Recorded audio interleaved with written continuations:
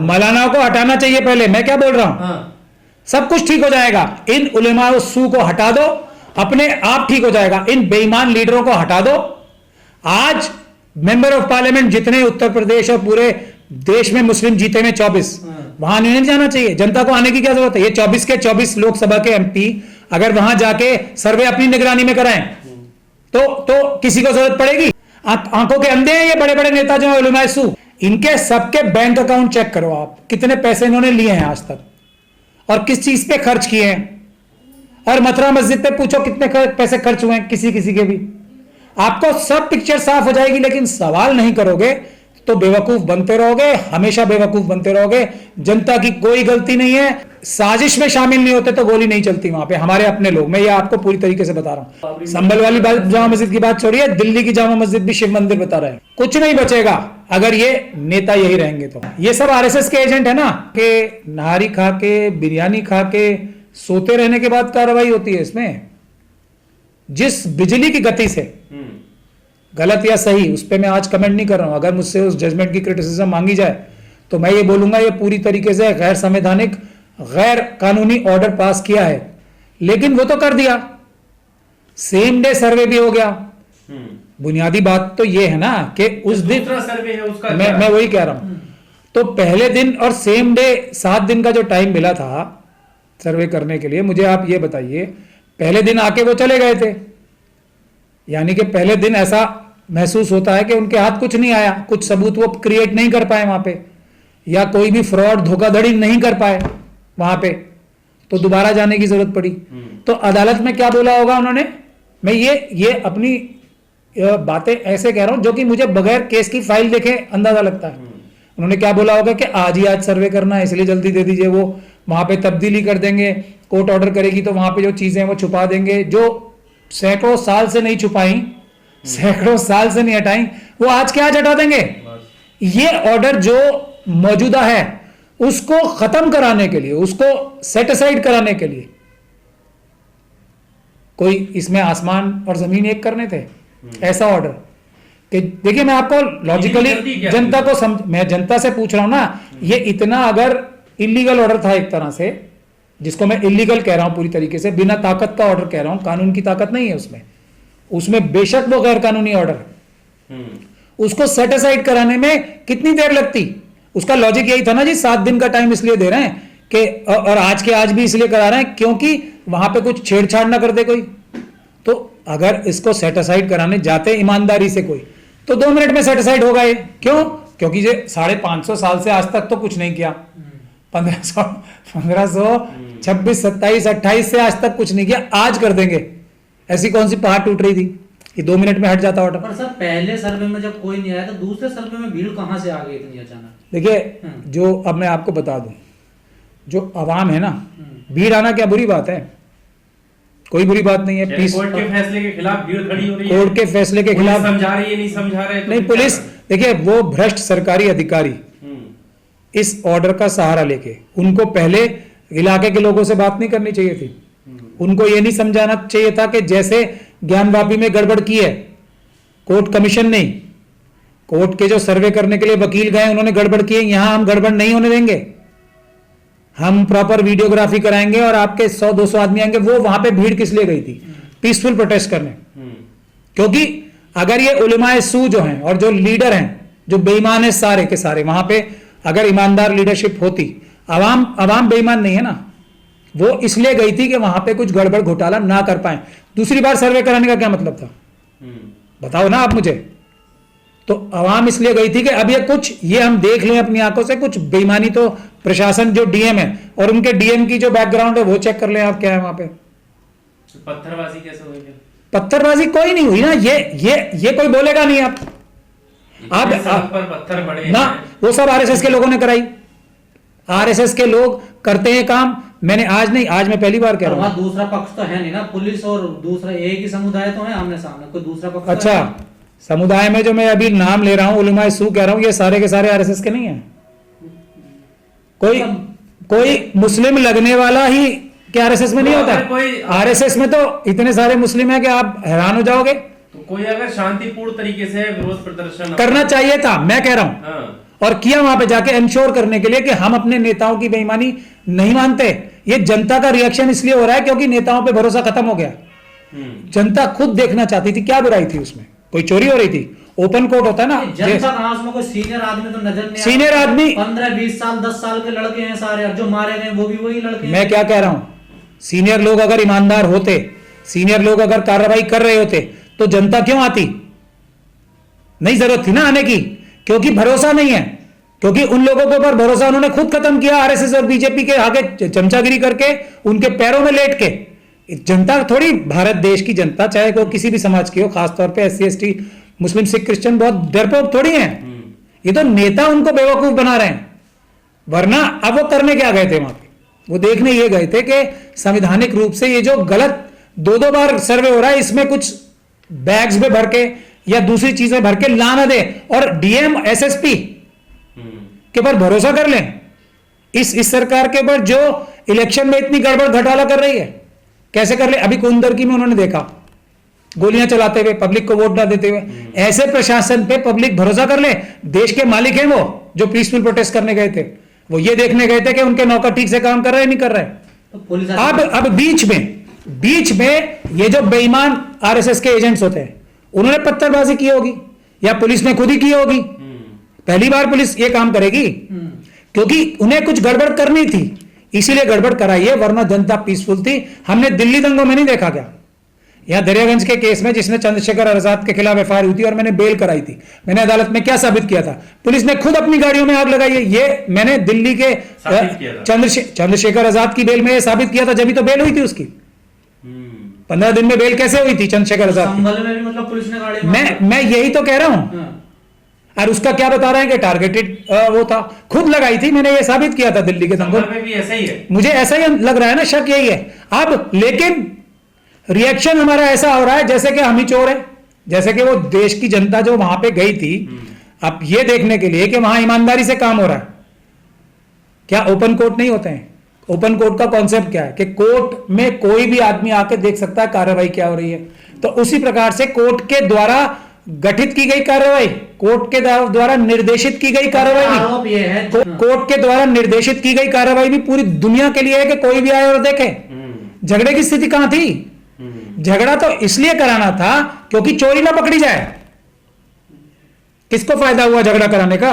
क्या मुस्लिम समाज को? क्या ऐसा हो सकता है कि मस्जिद में कुछ ऐसे सबूत बाहर से ला दिए जाए? अब तक तो ऐसा ही हुआ है ना। ज्ञानव्यापी का केस क्यों बर्बाद हो रहा है बताओ मुझे आप, क्यों हो रहा है? वही ये ज्ञानव्यापी में भी यही हुआ है ना। तो ज्ञानव्यापी में जनता बेचारी नहीं की, तो मतलब एक धोखा बार बार कैसे खाएंगे लोग?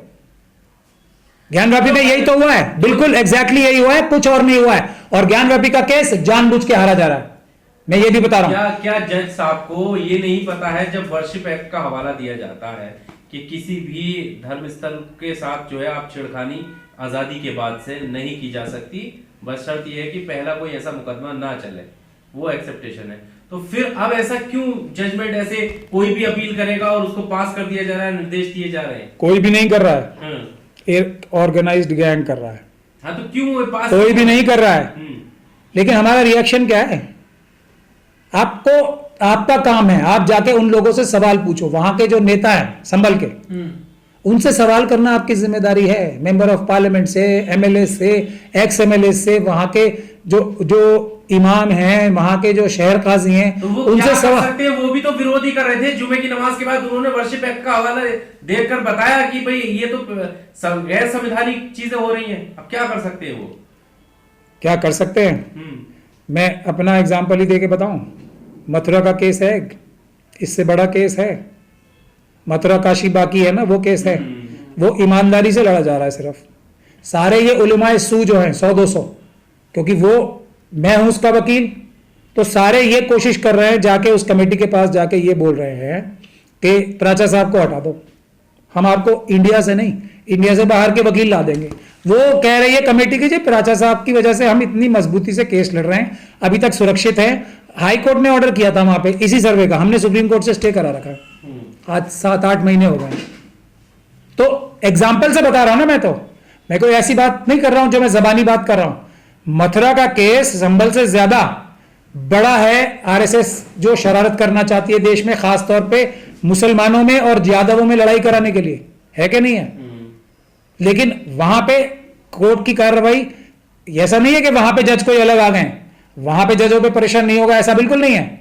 लेकिन अगर लड़ाई मजबूती से लड़ी जाए और ईमानदारी से, मजबूती से भी ज्यादा ईमानदारी से, तब लड़ाई होती है। अभी तो लड़ाई नहीं हो रही ना, वॉक ओवर दिया जा रहा है, आओ और करो, हम तुम्हारे साथ हैं। क्या जिन्होंने गोलियां चलाई हैं, वीडियो सामने आई है, उनके ऊपर कुछ हो सकता है? कुछ नहीं होगा, क्योंकि कोई कार्रवाई ईमानदारी से होगी नहीं ना इस तरफ से, बल्कि उनको मदद करने के लिए होगी, आरएसएस बीजेपी को और भ्रष्ट वहां के पुलिस अधिकारियों को, प्रशासन के अधिकारियों को मदद करने के लिए एक इमोशनल काम किए जाएंगे, जज्बाती काम किए जाएंगे, नारेबाजी की जाएगी, ऐसी ऐसी तकरीरें की जाएंगी कि और आप और मैं जैसे समझदार लोग भी रोने लगे, तो इनसे बड़ा तो वफादार ही कोई नहीं है। और वही लोग आरएसएस के एजेंट हैं सारे। तो सर मस्जिद पक्ष जो है वो सही से कानूनी लड़ाई नहीं, बिल्कुल नहीं लड़ रहा है, जानबूझ के हारने की चेष्टा कर रहा है, बिल्कुल 100%। तो फिर आम मैंने मुसलमान- उनके- आम मुसलमान क्यों पागल हो रहा? क्यों मरे वो जाके वहां? वो नहीं, क्यों कर रहा? अरे ये अगर वहाँ के मौलाना साजिश रच रहे हैं तो फिर वो आम मुसलमान क्यों जा रहा है? मौलाना को हटाना चाहिए पहले, मैं क्या बोल रहा हूं, हाँ। सब कुछ ठीक हो जाएगा। इन उलेमा सू को हटा दो, अपने आप ठीक हो जाएगा। इन बेईमान लीडरों को हटा दो। आज मेंबर ऑफ पार्लियामेंट जितने उत्तर प्रदेश और पूरे देश में मुस्लिम जीते हैं 24, वहां नहीं जाना चाहिए। जनता को आने की क्या जरूरत है? ये 24 के 24 लोकसभा के एमपी अगर वहां जाके सर्वे अपनी निगरानी में कराएं तो किसी को जरूरत पड़ेगी? गलती किसकी है? और गलती जनता की सिर्फ इतनी है, जनता बहादुर है, देश के संविधान की रक्षा करने के लिए पूरी ताकत लगा रही है। गलती जनता की नहीं है। जनता की जो गलती है वो मैं एक मानता हूं कि अपने लीडरों को ठीक नहीं कर रहे। नहीं, अगर दूसरा पक्ष कोर्ट में गया तो फिर ये लोग कोर्ट में क्यों नहीं गए? ये जनता जाएगी क्या? नहीं, जो माल कमा रहे हैं, जो उस मस्जिद की कमेटी के लोग हैं वो तो उन्हें तो जाना चाहिए ना। वो तो जो मैंने उनके कार्रवाई के बारे में देखा है, वो तो जिस तरीके के बयान वो दे रहे हैं, वो तो हारने के लिए कर रहे हैं सारा काम। वो तो कह रहे हैं बड़ा अच्छा काम हो रहा है। टाइम ही नहीं दिया गया ना, फिर उनका अभी- पक्ष रखने का मौका कब मिला है? उन्हें तो कॉपी तक नहीं दी गई है कि क्या पास किया हाँ, है। तो भाई यही तो मैं इसलिए मथुरा का एग्जाम्पल दे रहा हूं। एक दिन आओ आप मेरे पास और मथुरा के केस की जानकारी लो। 18 पक्ष खड़े किए। किसी और केस में, बाबरी मस्जिद में भी 18 पक्ष खड़े नहीं किए थे आरएसएस और बीजेपी ने, जो हम लोगों के खिलाफ हैं। 18 और 18 ग्रुप आते हैं वकीलों के लड़ने के लिए हमसे अकेले। 18 ग्रुप, 5-5, 10-10 वकीलों के, सैकड़ों वकील लड़ रहे हैं हमसे। आंखों के अंधे हैं ये बड़े बड़े नेता जो उलमाए सू, आंखों के अंधे हैं ये बड़े बड़े जो मेंबर ऑफ पार्लियामेंट बने बैठे हैं सारे। बड़ी तकरीरें देंगे अभी पार्लियामेंट में, देखिएगा ऐसी ऐसी तकरीरें हो रही होंगी कि क्या शाहरुख खान और सलमान खान एक्टिंग करेंगे। ये सब फ्रॉड है। वरना वहां जाएं, पहले कानूनी कार्रवाई क्या की। चलिए मैं अपना नाम बार बार इसलिए नहीं लेना चाहता, लेकिन एक आदमी है जो इतने बड़े केस को बराबरी से लड़ रहा है, या फिर भी अपर हैंड है थोड़ा बहुत हमारा, उसके पास नहीं आना चाहिए सबसे पहले सलाह लेने। नहीं आएंगे क्योंकि आरएसएस ने मना कर रखा है। तो जनता को एक काम करना है, आप अगर ये नहीं करेंगे तो हर जगह यही होगा। आरएसएस और बीजेपी, एक हमारे सलाउद्दीन अयूबी हैं, वो मुस्लिम बहुत बड़े जनरल रहे हैं, उनका कहना था कि मैं अपने 1000 दुश्मनों से अकेला जीत सकता हूं, लेकिन जो अंदर हमारे जो अंदर जो हमारे साथ घर में बैठे लोग हैं ना, उनसे नहीं जीत सकता। वही कमोबेश आज हालत है। 1000 लोगों से मैं भी जीत सकता हूं, 1000 दुश्मनों से आरएसएस और बीजेपी के, लेकिन जो अंदर बैठे हैं ना, वो पीठ में चाकू मारते हैं। ये बात बिल्कुल साफ है, इसमें किसी को कोई शक नहीं। मुस्लिम जमात सोच, जैसे आपने भी कहा, तमाम लोग कह रहे हैं कि 3000 मस्जिदों की इन्होंने लिस्ट बना 30,000 3 नहीं 30,000। तो फिर क्या प्लान क्या है मुस्लिम समाज का? प्लान कुछ नहीं है। क्या तैयारी है? तैयारी तो ये कर ही रहे हैं ना सारे 100-200 लोग जो हजारों करोड़ रुपए कमा रहे हैं। इनके सबके बैंक अकाउंट चेक करो आप, कितने पैसे इन्होंने लिए हैं आज तक और किस चीज पे खर्च किए हैं। और मथुरा मस्जिद पे पूछो कितने पैसे खर्च हुए हैं किसी किसी के भी, आपको सब पिक्चर साफ हो जाएगी। लेकिन सवाल नहीं करोगे तो बेवकूफ बनते रहोगे, हमेशा बेवकूफ बनते रहोगे। जनता की कोई गलती नहीं है, जनता बहादुर है, आवाम एकदम अपनी जिम्मेदारी समझ रही है। और बिल्कुल ये अगर साजिश में शामिल नहीं होते तो गोली नहीं चलती वहां पे, हमारे अपने लोग। मैं ये आपको पूरी तरीके से बता रहा हूं, बिल्कुल गलती नहीं है पीसफुल प्रोटेस्ट करने वालों की, मैं ये फिर कह रहा हूं।